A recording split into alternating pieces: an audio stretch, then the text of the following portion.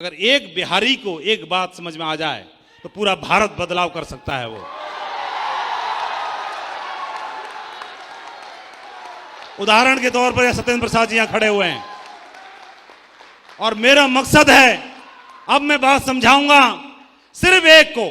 मुझे नहीं मालूम वो कौन सी कुर्सी पर कहां बैठा हुआ है, मुझे नहीं मालूम कहां बैठा हुआ है, और अगर एक को समझ में आ गई तो बहुत बड़ा इतिहास बनेगा। ध्यान से समझना, कान लगा के पूरे, ठीक है। ये बात मेरे अपलाइन ने मुझे समझाई थी। मेरे अपलाइन ने मुझे समझाया कि माधव जी, कोई भी आदमी अपने जीवन ग्रस्त जीवन जीता है और आप भी जियोगे। मैं बोला बिल्कुल सही बोल रहे हैं आप, बिल्कुल जिएंगे। और ग्रस्त जीवन में सेंटर में भी दिखा दो। सबका नारा है ग्रस्त जीवन में, सबका नारा है हम दो हमारे दो, हम दो हमारे दो। तो हमारे दो की जगह हमारे तीन भी हो सकते हैं, कोई दिक्कत की बात नहीं है। कई बार गलती हो जाती है, लेकिन उन्होंने मेरे को बोला कि माधव जी ग्रस्त जीवन जियोगे ही? बिल्कुल सर। और आप मास्टर जी हो, अगर 40,000 सैलरी कमाओगे और आपने बोला कि घर में 2 बच्चे हैं, एक सोनू आ गया एक मोनू आ गया, या चिंकी आ गई एक पिंकी आ गई, तो 40,000 की सैलरी है। आप क्या करोगे? कोई भी दुनिया का माँ बाप 2 जगह बांट देता है, 20,000 यहां पर और 20,000 यहां पर। और उन्होंने 2 जगह पर बांट दिया और उन्होंने ये देखा जैसी सैलरी होगी वैसा परिवार को खर्चा दिलाता है। उसी तरह के खिलौने आएंगे, उसी तरह की ट्यूशन की फीस होगी, उसी तरह का स्कूल होगा, उसी तरह के कपड़े होंगे, उसी तरह की शॉपिंग होगी, उसी तरह की सुविधाएं होंगी। किसी व्यक्ति की सैलरी अगर 80,000 है तो ट्यूशन पढ़ाने वाला मास्टर जी की फीस ज्यादा होगी, स्कूल का स्टैंडर्ड ज्यादा होगा और रख रखाव ज्यादा होगा, मकान और बड़ा होगा, तैयारियां और बड़ी होंगी, सुविधाएं और ज्यादा होंगी। अगर कोई 10,000 कमाता होगा तो 10,000 के हिसाब से होगा। बोलो हाँ कि ना? समझ में आता रहे तो बस बताते रहना अपने हिसाब से जो भी है।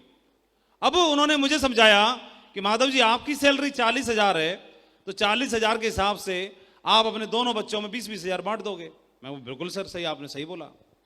तो कितने साल बांटोगे? तो मैं बोला कम से कम 20 साल तो पढ़ाएंगे इनको, बच्चों को। हर आदमी अपने बच्चों को 20 साल तो पढ़ाता ही है, देख रेख करता है कि नहीं करता है? कितने लोग हाँ बोल रहे हैं? Very good. मैं तो खामखा गलतफहमी में था, सबसे दमदार टीम यही बैठी है ना? अब समझ में आया, अब समझ में आया कि ध्यान से सुन रहे थे ये लोग। क्यों? सही कह रहा हूं ना? इसीलिए जोर से नहीं बोल रहे थे, बहुत ध्यान से सुन रहे थे। इसलिए 20 साल तक पढ़ाते हैं। तो कौन कोई नौकरी वाला व्यक्ति बताएगा कि दोनों बच्चों को जब 20 साल तक हम देख रेख करते हैं तो उसके पीछे हमारा मकसद क्या होता है? पहला मकसद होता है कि बुढ़ापे का सहारा बनेगा। क्या ये बात सही है? क्या बनेगा? बुढ़ापे का सहारा बनेगा, नंबर 1। और नंबर 2, हम कोई भी दुनिया का माँ बाप ये चाहता है कि वो बुढ़ापे का सहारा बनने के अलावा नाम रोशन करेगा, नाम रोशन करेगा। 2 चीजें। और इन दोनों चीजों को पाने के लिए हम दोनों बच्चों पर 20 साल तक इन्वेस्टमेंट करते हैं, निवेश करते हैं। कितने लोग बोलते हैं कि ये जो 2 उम्मीद करते हैं गारंटेड पूरी हो जाएंगी? क्या दोनों उम्मीदें पूरी होंगी गारंटेड? अरे बच्चे तो अपने ही है ना, संस्कार तो आप ही दे रहे हो ना बच्चों को, फिर गारंटेड क्यों नहीं है? दोनों ही चीजें हो भी सकती है, नहीं भी हो सकती है, गारंटी कोई नहीं है। गारंटी नहीं है? क्या गारंटी है? अरे बोल ही नहीं रहे पीछे वाले। ध्यान से भी समझना है और जोर से बोलना भी है। हाँ, तो ये क्या गारंटी है दोनों चीजों की? नहीं है। हो भी सकता है और नहीं भी हो सकता। तो जहां पर गारंटी नहीं होती वो इन्वेस्टमेंट शेयर मार्केट की तरह होता है। किसकी तरह होता है? यानी बच्चों पर लगाया हुआ धन, बच्चों पर किया हुआ इन्वेस्टमेंट भी शेयर मार्केट की तरह है। लो जी देखो, ये देखो, बच्चों वाला भी इन्वेस्टमेंट कैसा है? शेयर मार्केट है। पूरा हो भी सकता है और नहीं हो सकता। तो एक जो शेयर मार्केट में, फंड्स में, म्यूचुअल फंड्स में जो पैसा लगाता है, तो उस व्यक्ति को कोई इन्वेस्टर सलाह देता है कि एश्योर्ड रिटर्न का गारंटेड वाला भी व्यवस्था करके चलो अपनी, ऐसे बताया जाता है। जो सलाहकार होते हैं निवेश वाले, वो बताते हैं कि अपना गारंटेड वाला व्यवस्था भी कर लो कुछ न कुछ। तो वो हमको उन्होंने बताया कि एक काम करो, सेफ्स ऑफ बिजनेस को, अगर घर में 2 बच्चे हैं, 2 के अलावा अगर तीसरा बच्चा भी किसी के यहां हो गया, हो जाता है कि नहीं हो जाता? कईयों के यहां हुआ होगा कि नहीं हुआ होगा? कितने भाग्यशाली लोगों के यहां हो गया? ये देखो, गुड, हो गया। तो ये हो गया। तो अगर ये तीसरा वाला बच्चा आ गया, तो हमने तो 40,000 सैलरी थी, 20,000 यहां खर्च कर दी, 20,000 यहां खर्च कर दी, क्योंकि बिना प्लानिंग के हुआ, प्लानिंग थी नहीं, तो इसके लिए फाइनेंशियल प्लानिंग भी नहीं है। तो क्या बोलोगे इसको? ये बोलोगे तुम हमको माफ करो भाई, हमसे गलती हो गई, ऐसे बोलोगे? ये छोटू है। छोटू कौन है? छोटू है, और छोटू को बोलते हैं हमसे गलती हो गई, तुम हमको माफ करो, तुम्हारे लिए हम पे बजट नहीं है। क्या करोगे? मंदिर छोड़ के आओगे, मस्जिद छोड़ के आओगे, गुरुद्वारे छोड़ के आओगे, अनाथाश्रम में छोड़ के आओगे, रोड पे छोड़ दोगे, या इसको भी पालोगे? और बिना किसी भेदभाव के या भेदभाव से? बिना किसी भेदभाव से। तो कैसे करते हैं हम? पहले 40,000 डिवाइडेड बाई 2 था, क्योंकि सोनू मोनू 2 थे। अब 40,000 डिवाइडेड बाई कितना हो गया? 3 हो गया। तो अब यहां 20,000 की जगह कितना कितना हजार कर दोगे आप 13,000 का इन्वेस्टमेंट कर दोगे, है ना? तो अब क्या होगा? अगर खिलौना यहां पे आएगा सोनू के लिए, तो मोनू के लिए भी आएगा, तो छोटू के लिए भी आएगा। ऐसा होगा कि नहीं होगा? आपने 13,000 बांट दिए। क्या तीनों बच्चों में कोई परिवर्तन करते हैं, चेंज करते हैं, मतलब भेदभाव करते हैं? नहीं करते। तो अगर दूध ये पिएगा तो ये भी पिएगा और ये भी पिएगा। अगर दूध में बादाम इसके गिलास में होगा तो इसके में भी होगा और इसके में भी होगा। अगर खिलौना इसके लिए आएगा तो यहां भी आएगा और यहां भी आएगा। क्या बात सही है? बच्चों में अंतर नहीं करते। सपोज किसी के बच्चा अभी छोटू हुआ ही नहीं है, तो तब तक एक काम करो, भगवान ने आपको छोटू दे दिया है, इसको सेफ शॉप को आप छोटू की तरह मान लो। सेफ शॉप को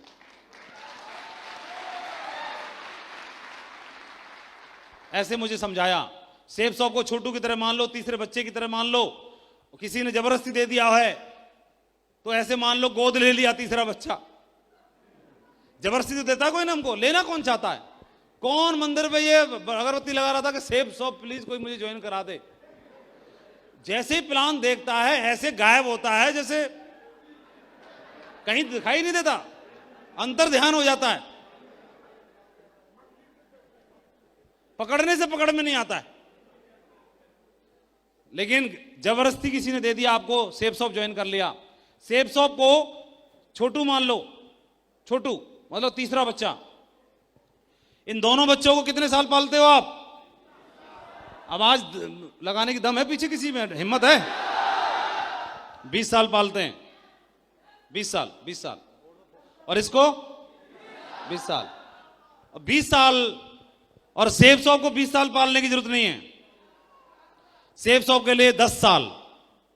कितने? 10 साल। 10 सेफ शॉप को 10 साल पालना है। फिर देखना पालोगे कैसे। जितना ख्याल बच्चे का उतना ही ख्याल इस बच्चे का, तो उतना ही ख्याल तीसरे बच्चे का। जितना समय इसको देते हो तो उतना समय इसको, तो इतना ही समय इसको। जितना खर्चा इसके ऊपर, जितना खर्चा इसके ऊपर, तो जितना खर्चा सेफ शॉप के ऊपर। यानी दूध ये पिएगा ना बादाम वाला, तो ये पिएगा तो छोटू भी पिएगा। फिर ध्यान रखना, भेदभाव नहीं होना चाहिए कोई भी। लोग बोलते हैं मेरे पास मीटिंग अटेंड करने के लिए पैसा नहीं है, बकवास कर रहा है। तीनों बच्चों में अंतर पैदा कर रहा है। बच्चा तैयार करते समय तब गड़बड़ नहीं कर रहा था, गोद ले लिया ना तीसरा बच्चा। अंतर नहीं कर सकते। जो उस बच्चे पर, जो इस बच्चे पर, वो इस बच्चे पर भी होगा। और तीसरे बच्चे को आपने 10 साल पाल लिया, तो देखना पहले 20 साल के बाद जब मैच्योरिटी का टाइम आया, इससे बोला हमने, हाँ जी बापू बोल रहे हैं 20 साल खर्चा किया इस पे, अब बोल रहे हैं हाँ जी लाओ 20 साल पूरे हो गए, मेरी मैच्योरिटी व्यवस्था क्या हुई बताओ। ये क्या बोल रहा है? पापा फॉर्म भर रहा हूं। जूता उतार के इसमें लगाने का दिल करता है। अभी भी फार्म भर रहा है, इतना पैसा खर्चा कर दिया, अभी फार्म ही भर रहा है अभी तक। इस दूसरे बेटी के पास गए, हाँ बेटी 20 साल हो गए, क्या है व्यवस्था है? ये बोल रही पापा अभी भी MBBS का फार्म भर रही हूं। ये देखो, ये भी बोल रही फार्म भर रही हूं। और अब यहां गए छोटू के पास, किसके पास बोलो? छोटू के पास। अरे क्या हो गया टाइगरो, उसको रोने दो ना, उसका काम है, छोटू है, बैठ, आप लोग बैठ जाओ। और आपका ध्यान जब माइक पे चिल्ला रहा हूं इधर नहीं है, वो उधर रो रहा है, उस पर ध्यान है, इधर ध्यान दो ना। इतनी जोर से मैं चिल्ला रहा हूं, मेरी आवाज पे ध्यान नहीं है, उस पर ध्यान है। वो तो सही रो रहा है ना, उसके में से हिस्सा बांट हो गया, 3 में बट गया, तब से 2 में था। हाँ, बोला मेरी प्रॉपर्टी बट रही है, बापू साला उधर बांटने के चक्कर में प्रॉपर्टी बट रही है। क्या करेगा, रोएगा नहीं, हंसेगा वो। हाँ, लेकिन फिर भी बांट के मानेंगे, अब रोने दो उसे। बांट के मानेंगे, उसे नहीं मालूम कि तेरे लिए व्यवस्था की जा रही है। और ये देखो, इसने बोला फार्म भर रहा हूं, दूसरे ने बोला बिटिया ने के फार्म भर रही हूं पापा। तीसरे वाले के पास गए, छोटू के पास, कितने साल बाद? 10 साल के बाद।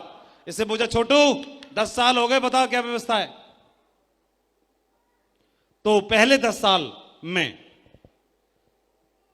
कोई बताएगा 10 साल बाद 2031 में कितनी की टीम होगी आपकी? कौन बताएगा? कोई है हिम्मत किसी बताने की? चलो खड़ा होकर बताओ, कितनी टीम होगी 2031 तक? मिनिमम 10 लाख होगी। ये इसकी बात पे भरोसा नहीं कर रहे। कोई और हल्का वाला बताओ। हाँ बोलो, चल बैठ जाओ। ये आगे वालों से नहीं पूछेंगे, पीछे वालों से पूछेंगे। हाँ, कोई समझदार आदमी बताओ, ये तो अनाड़ी है। बताओ कोई समझदार भाई, पीछे से जो अपने आप को ज्यादा समझदार मानता हो वो बताओ।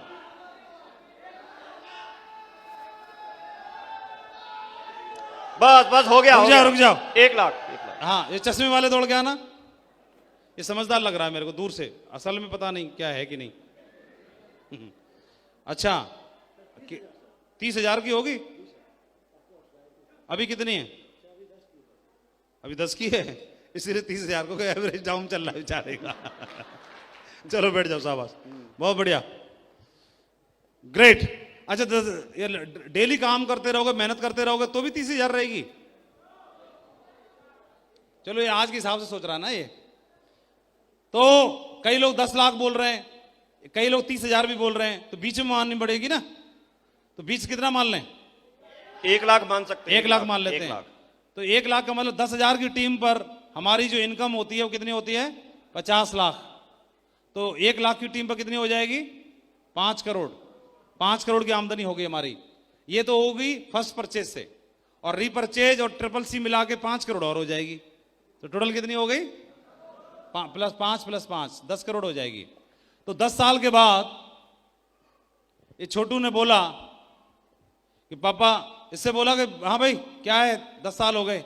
ये बोलेगा पापा ये लो 10 करोड़ रुपए का पेमेंट, फिलहाल ये पकड़ो। उम्मीद क्या की थी? 2 चीजों की उम्मीद की थी, नाम रोशन करेगा और बुढ़ापे का सहारा बनेगा। तो 10 करोड़ रुपए इसने पकड़ा दिए। ये देखो, इसने बोला 10 करोड़ रुपए फिलहाल ये पकड़ो पापा, और ये दोनों दीदी को और भैया को बोल देना दुनिया के किसी भी यूनिवर्सिटी में एडमिशन ले लें, छोटू तैयार है, जिंदाबाद है।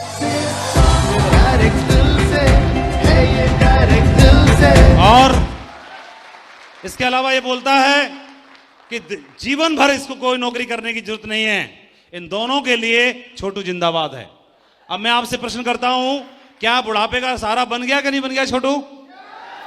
और क्या नाम रोशन कर रहा है कि नहीं कर रहा है आपका? ये दोनों को भी ना उधर भेज देगा रेंज रोवर में, और जहां बोलोगे वहां भेज सकता है, इतनी दम रखता है।